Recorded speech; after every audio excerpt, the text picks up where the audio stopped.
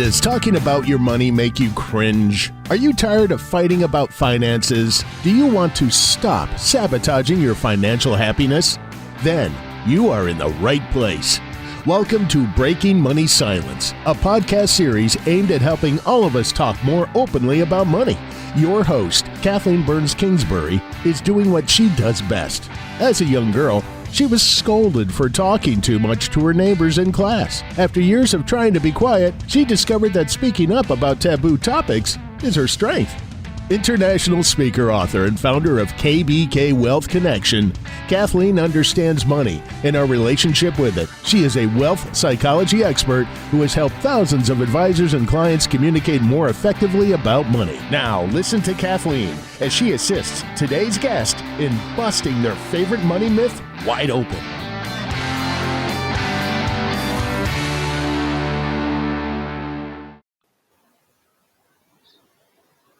I am so excited today to welcome Erin Bagwell. She's the founder of Feminist Wednesday, a feminist storytelling blog, and the director of a movie that I had the opportunity to see called Dream Girl. It's a documentary film showcasing the stories of inspiring and ambitious female entrepreneurs, so you know that's right up my alley. Dream Girl premiered actually May 2016 at the White House, and through Erin's work with the film was named on Oprah's Super Soul 100. Dream Girl is now available to for the public screenings and was the #1 feminist film to watch by Huffington Post. So when I saw this film, I said to myself, I have got to find out who these two women are. Erin Bagwell is one of those women, and later on in the month, we will have Kamel, somebody who was in the film as well. So welcome, Erin, to the podcast. I'm excited to have you here today. Thanks so much for having me. I'm so excited to chat with you. Yeah, so you picked a myth that we haven't covered before, and I'm really excited to get to it. So the myth that you want to kind of bust wide open today certainly does fit with who you are. It's to be a true artist, you must starve. Or in other words, the starving artist syndrome. Mm-hmm. So Erin, tell the listeners a little bit about, what motivated you to pick this myth and really choose to focus on that today. Well, to be honest, I think it's something that I believed for a really long time. I think we hear about the starving artists, and even historically, when we think about artists like Van Gogh, who suffered their whole life and never got recognized until, he died. We have all of these myths kind of that prevail in our culture. And it's really interesting, actually. I remember being maybe in like middle school, and one of my aunts who's really artistic, we were talking about the starving artist myth, or, she was asking me what I wanted to do. And I probably said something like, I want to be an artist, but I want to make money, because those two ideas were so conflicting in my brain. And she was like, Erin, look around you. We're in this restaurant. The menu was designed by somebody. These chairs were designed by somebody. The menu was designed. Artists are everywhere. And I think we're doing such a disservice to people to have people associate being creative and being artistic with being scarce. And I think there is a lot of conversation around kind of the integrity of the art and things like that. And you have to suffer for it to be good. And I don't know. I think it's really harmful. And I think it's really harmful for creative people to hold that in their hearts. Well, and one of the things that's really fascinating is you had an aunt who was able to show you early on that wasn't necessarily the case. And that's really cool. I think role models can make a big difference. Where do you think this originated? The idea that to be an artist or to be creative, you have to struggle and suffer. And, it's certainly a myth that we're all familiar with. But any idea how this got started? I mean, I really think the stories that we hear about of great artists are that they were poor and are that they suffered. I mentioned Van Gogh. I mean, to think about like his whole life, him doing these iconic paintings that, if we see them now, they're on posters, they're everywhere. I even think he has like a pasta line that somebody has rebranded.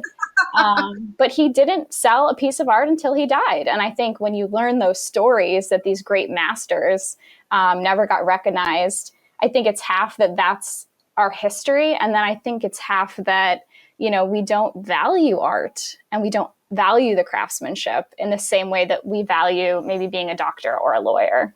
the weight of that is really different. I remember graduating from college with a digital media arts degree and doing graphic design work and, working on logos and working on websites and having people say like, well, I'll give you $20 for that. After I'd spent 4 years in a technical program learning how to, design all of these curves and create these, images originally. So I think we don't value art in society. And I think, we do have a lot of baggage with historically the artist's experience. They're always kind of troubled or, poor. And so that starving, vibe is always trails us.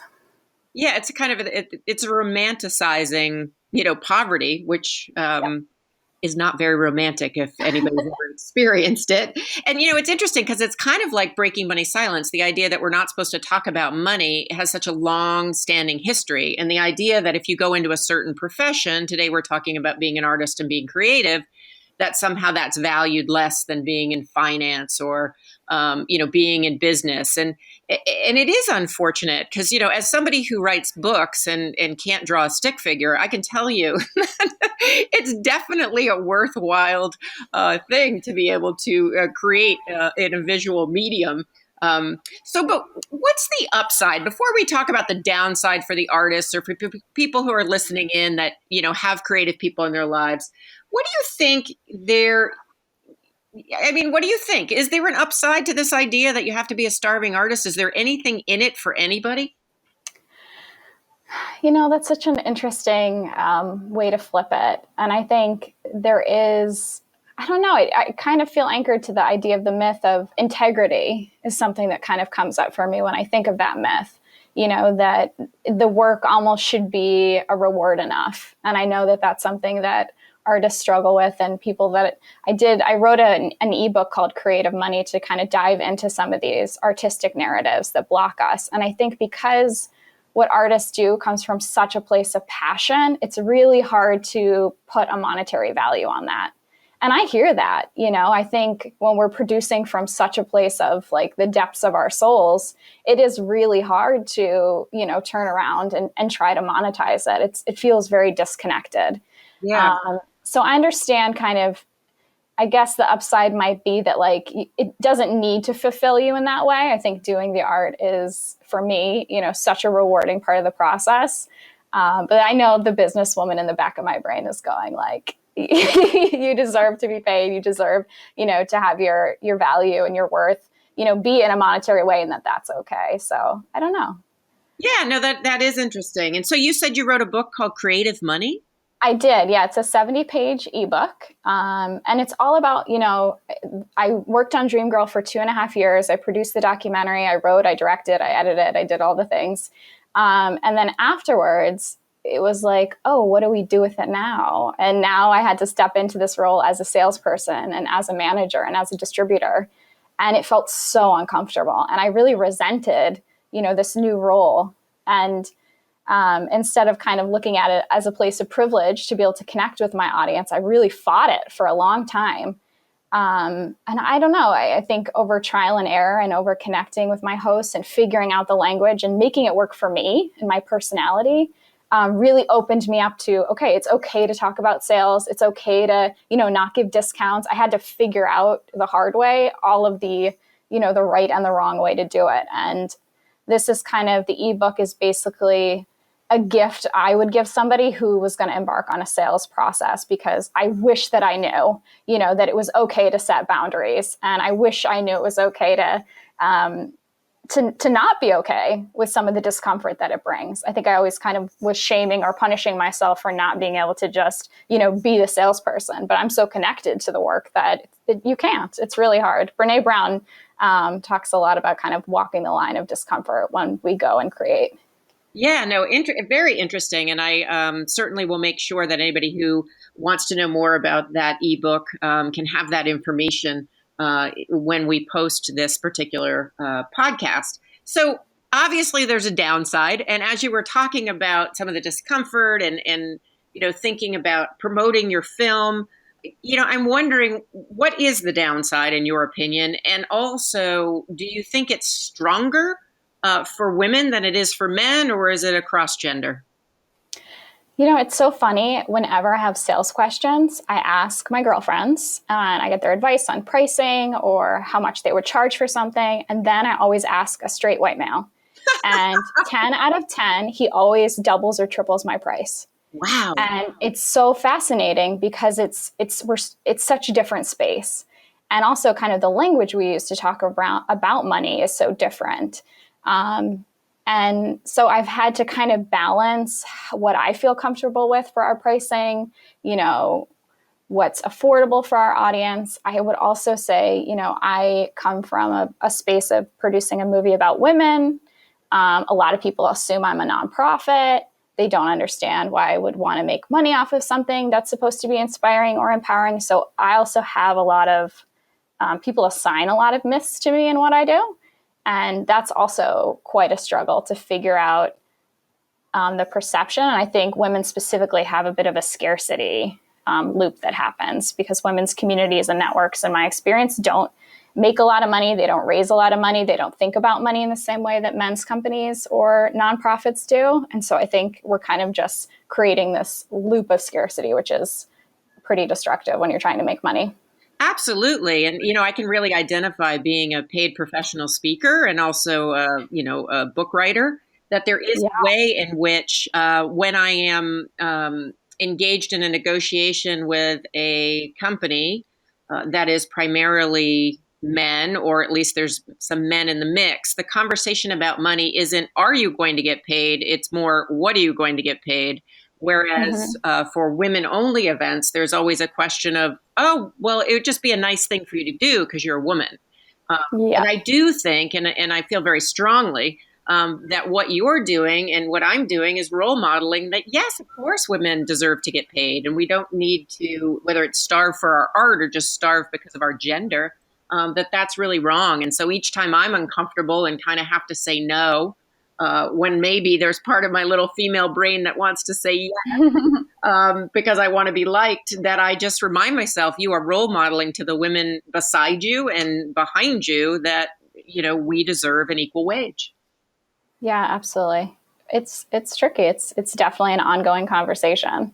So we are here right now with Erin Bagwell. She is the founder of Feminist Wednesday and also the director of Dreamgirls, a documentary film. We're going to be back in a minute, and we're going to talk a little bit with her about what tips she might have if you are listening and you're an artist and you decide, I don't want to starve anymore.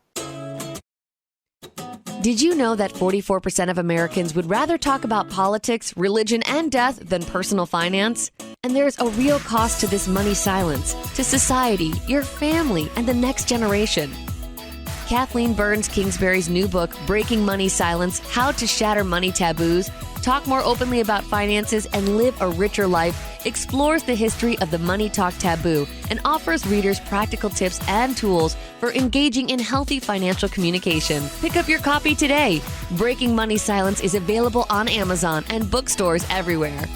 Join the revolution at www.breakingmoneysilence.com. Hi, we are back with Erin Bagwell. She's the founder of Feminist Wednesday, which is a blog that I encourage you to check out. She's also the director of a great documentary film called Dreamgirl. And before the break, we were talking a little bit about the downside of buying into the myth that, you need to starve if you're going to be a true artist or true to your art. And so I want to flip the conversation now and talk about, what are the tips and tools, or what are the suggestions you can give people who are listening in that find that they might fall into this mindset? And keep in mind, just for people who are listening, it may be that you're an artist, or it may be just that somehow you've grown up with the idea that you shouldn't really make a lot of money for what you do, whatever that may be. So, Erin, what are some tips that you would offer listeners? Yeah, I would say the first thing is talking about money gets easier the more you do it. And I would say, when I get on a sales call, it's 1,000 degrees different than when I first started. And so I think you kind of just got to jump in the pool and figure it out and figure out how to talk about it and have it be okay that it's uncomfortable in the beginning, and have it be a learning experience. I would also say, when I feel a little bit insecure or like maybe my worth or the value of the work I'm doing isn't strong enough or isn't valuable enough, kind of having a tribe that support you, that believe in you, that is there to say like, hey, you should be charging more, or hey, I think your product is really valuable. I think the work you're doing is really worthy.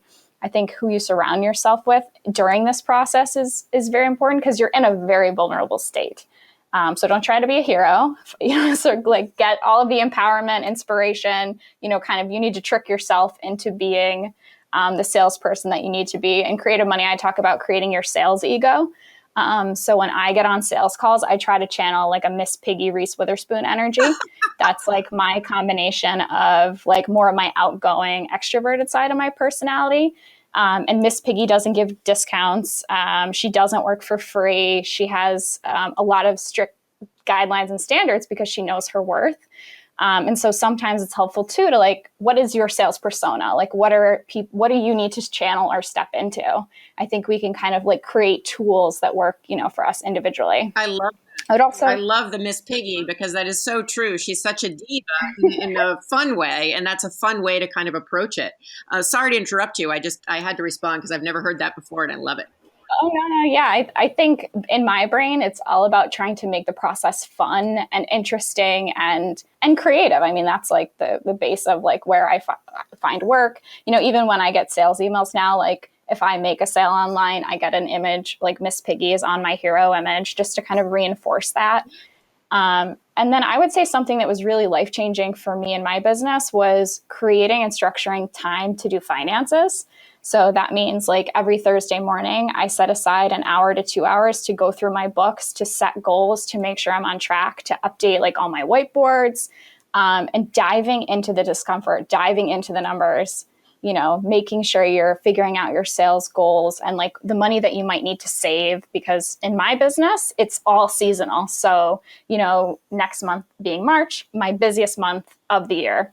After March, it kind of dies down in the spring. In the summer, it's dead. So if I'm not saving money in anticipation for that, then I'm not going to be able to pay my rent in the summer. So understanding kind of seasonal sales, I think, is really important too. Well, and what I really like, I like all of those tips, but I really like the idea of putting time aside on your calendar to look at your finances. And it's one of the things that I find men and women, I would say entrepreneurs, you can so easily find something else to do for that hour. So how do you keep that commitment with yourself? Is it that you put it on the calendar and you're the type of person that if it's there, I'm going to do it? Do you have accountability partners? Like, what has helped you do that? Because that's such an important tip for people who are listening in. Yeah, I have it on my calendar. And then the other thing is I use QuickBooks to be able to sort my finances and my expenses. So if I haven't been in QuickBooks for, a week or two, basically you have to itemize your expenses. And so it adds and builds up. So if I want to save myself work next week, I'm going to make sure I stay on top of it. And I find that program specifically, or a program like FreshBooks, like having something where you have to kind of itemize and look at it and sort it so you're actively doing something helps. If you're just kind of scrolling through your bank account, that's not going to be super helpful, I don't think. Well, and so you are doing the exact opposite of what a starving artist does by being mindful, by trying to embrace your sales persona and making sure that you're working at this part of your creative endeavors. And so what would you say is the reality? Like if we were to reframe the myth, to be a true artist, you must starve. Erin, what would be the new sentence or the new reframe for that? I like to think of like an abundant artist. I think it's so funny that like as artists, we can step into the creative spaces and, the world kind of becomes our muse. And it's so easy for us to make something out of nothing. And I think we need to give ourselves a little bit more credit that we can do that with our finances, that we can kind of step into these spaces and own that power and manifest money. I think as artists, we have an ability to tap into something, and we need to be able to kind of spread that wealth into different areas of our life. Erin, I absolutely loved your movie, and I love what you're saying today, and I am learning along with the audience. So this is really great. I just am thrilled that you are out there doing the work that you're doing. I'm wondering, for somebody who's listening that either wants to see the film or check out the book or know more about kind of what you're up to, what's the best way to reach out and connect with you and learn more? Yeah, I would say follow me on Instagram. it's Erin.Bagwell. And I post all of the things. I'm always working on something. I also host a podcast called Beaver Talk, where I give Hollywood unsolicited advice about feminism with my bestie, Diana Matthews. Post stuff about creative money. We post things that are happening with Dream Girl. That would be the number one way to follow me. I'm like obsessed with Instagram. And then if people are interested in seeing Dream Girl, our screening license fees are $295 per event. And with that, you get a hard copy of the film, you get a screening license to be able to show it publicly or privately. And then we also provide a 24-page digital Q&A guidebook so you can facilitate conversations after the film. And we promote your event on our social media. So it's an awesome package that you can get to, bring to your networking events, communities, universities, living rooms. So you can find all that information at dreamgirlfilm.com. Awesome. Thank you so much for your time today and for your work. And I can't wait to see what kind of abundance you create in the future. Thank you. Thanks so much for chatting. Thank you for listening to Breaking Money Silence, hosted by Kathleen Burns Kingsbury, a wealth psychology expert and founder of KBK Wealth Connection. If you like what you heard, then check out more podcasts at breakingmoneysilence.com or subscribe on iTunes.com. Need a fun, engaging speaker for your next event? Go to kbkwealthconnection.com and find out how to book Kathleen today. Be sure to share today's show so together we can break money silence for good.